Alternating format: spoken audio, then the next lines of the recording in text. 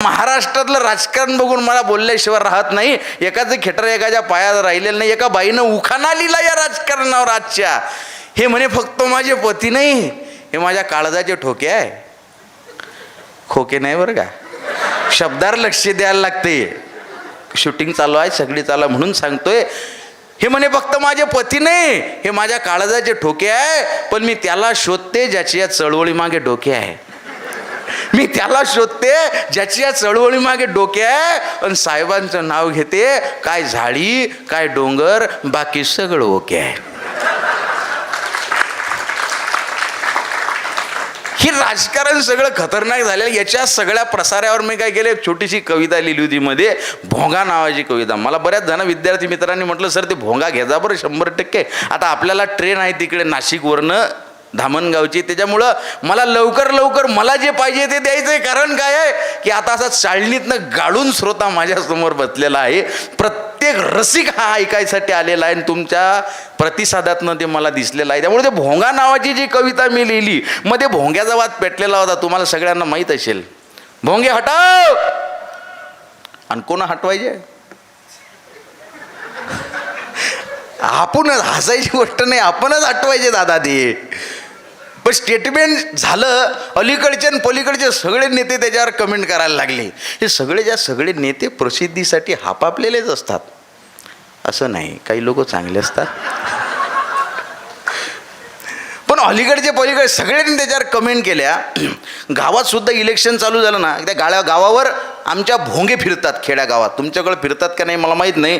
तुमच्या राजाला साथ द्या, तुमच्या राजाला साथ. तो राजा आणि आपण प्रजा. मेंदू गुडघ्यातच असतात सगळे यायचे. अहो नेता हा सेवक असतो. एवढं जर कळत नसेल तर हे नेते कुठल्या दर्जाचे आहेत हे बघा. तुमच्या राजाला साथ द्या, दारू प्यायला 50 द्या. या सगळ्या पसाऱ्यावर मी एक छोटीशी कविता लिहिली होती. भोंगा वाजलाय नेता गाजलाय. त्या कवितेचे 2च कडवे पहिले लोकांनी व्हायरल केले, पत्रकारांनी. पत्रकार लोक लय खतरनाक. इथं कुणी पत्रकार आहेत का आपल्यात? असतील तरी सुद्धा माझा काही वाद नाही. माझे सगळे मित्र असतात, त्यांचा शाल श्रीफळ देऊन मला सत्कार करायचा असतो. कारण एवढे खतरनाक म्हणजे इमानदार असतात. पण जगातला सगळ्यात इमानदार माणूस म्हणजे पत्रकार असतो असं नाही. एवढे इमानदार पत्रकार झालेले आहेत आता भारतातले. त्यांच्या इमानदारीमुळेच भारत हा मीडिया फ्रीडम इंडेक्समध्ये 147व्या स्थानावर फेकल्या गेलेला आहे. 180ची लिस्ट आहे.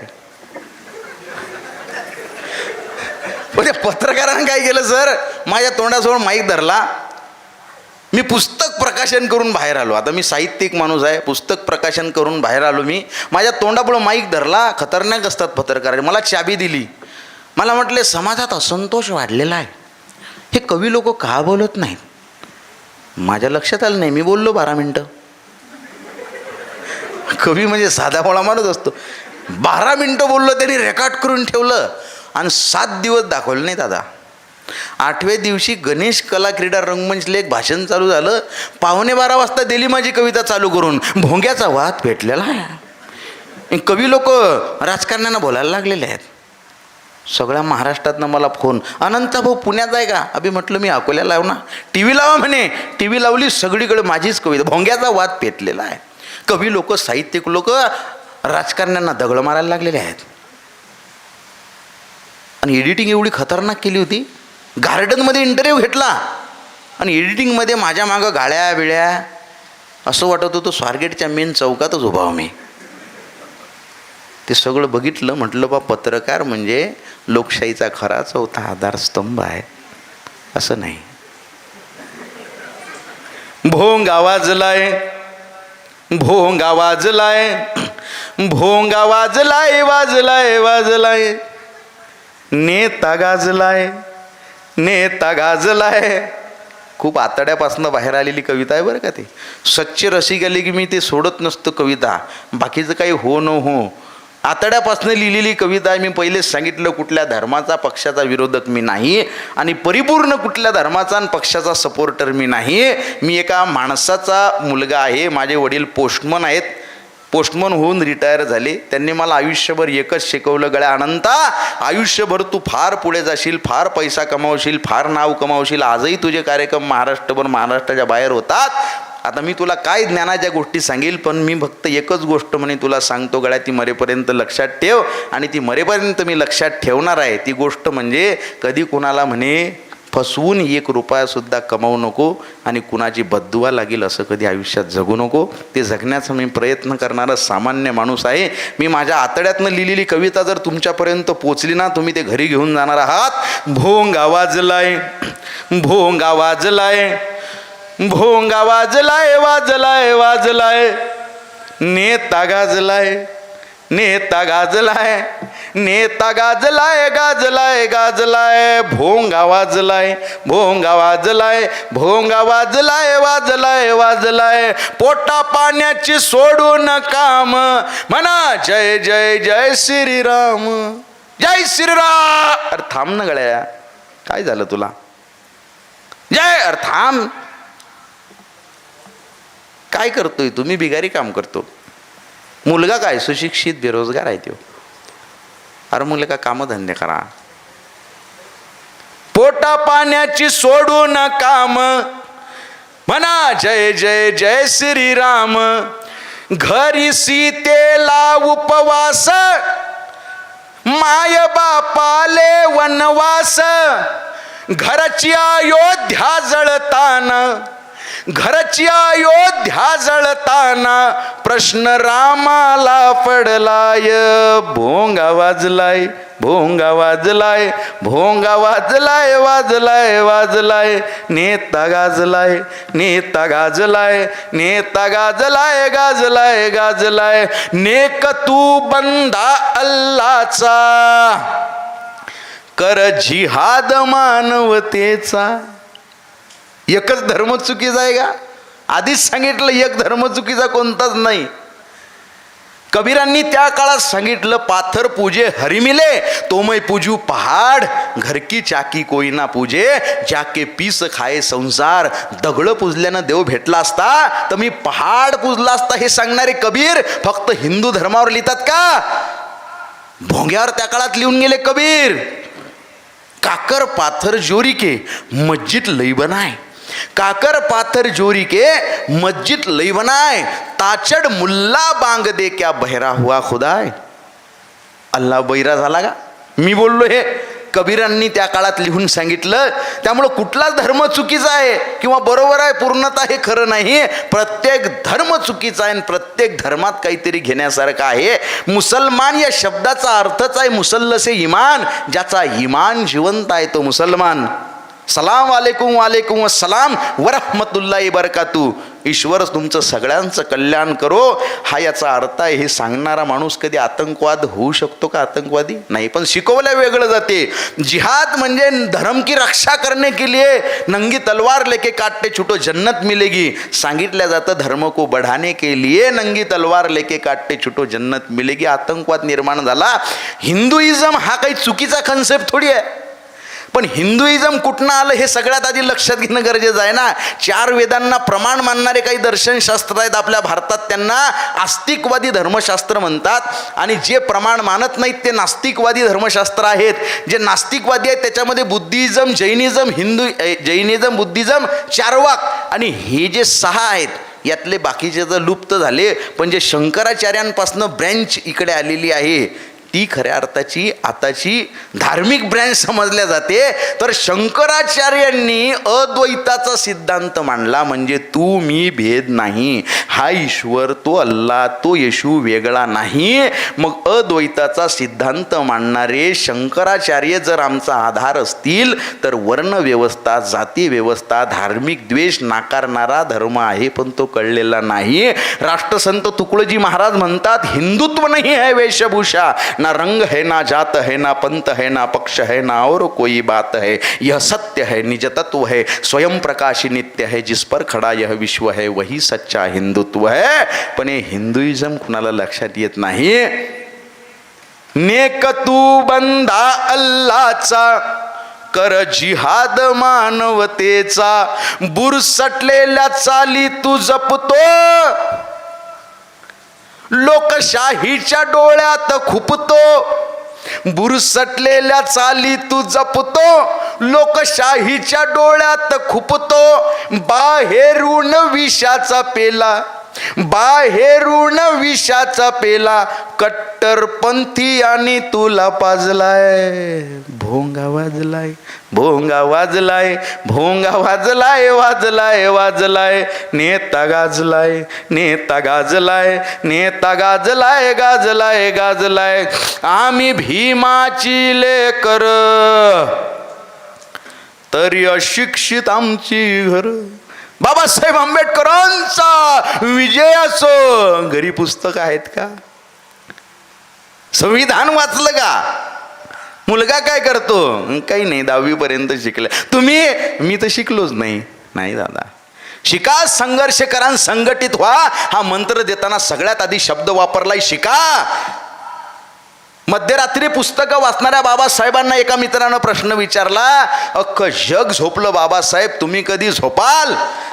बाबासाहेब आंबेडकरांचं उत्तर होतं, अरे पिढ्यानं पिढ्या माझा समाज झोपलेला होता, त्याला जागं करायचं असेल तर कोणीतरी जागलं पाहिजे रे.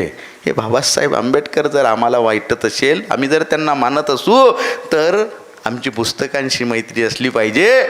आम्ही भीमाची लेकर, तरी अशिक्षित आमची घर, आम्ही आरक्षण उराशी जपले, गेलो विसरून आंबेडकर, आम्ही आरक्षण उराशी जपले, गेलो विसरून बॅरिस्टर. भीम डोक्यात घ्यायचा होता, भीम डोक्यात घ्यायचा होता, भीम डोक्यावर घेऊन नाचलाय, भोंगा वाजलाय, भोंगा वाजलाय, भोंगा वाजलाय, वाजलाय वाजलाय, नेता गाजलाय, नेता गाजलाय, नेता गाजलाय, गाजलाय गाजलाय, नेता रयतेचा नाही र कुणी, सगळे एकाच माळी जेमनी. हे पक्षप्रमुख माझा आहे, त्याचे विचार माझे विचार, झेंडू मामा आहे तो. याची पोरगी त्या पक्षात त्याला दिलेली आहे, त्या पक्षात त्याचा तो जावई आहे. संध्याकाळी एकमेकाच्या ताटात बसतात हे जेवायला. एका कार्यक्रमानंतर, एका आमदाराचा कार्यक्रम होता, त्याच्या शेजारी त्याचा कार्यकर्ता बसलेला होता. माझ्या कार्यक्रमानंतर आम्ही बसलो भक्त. मला ते म्हटलं, ह्यो माझा वाघ आहे म्हणे. अनंत भाऊ, तालुक्यातल्या सगळ्या तरुणांची जबाबदारी याच्या खांद्यावर आहे, वाघ आहे म्हणे. वाघ चहा घेऊन आलेला होता.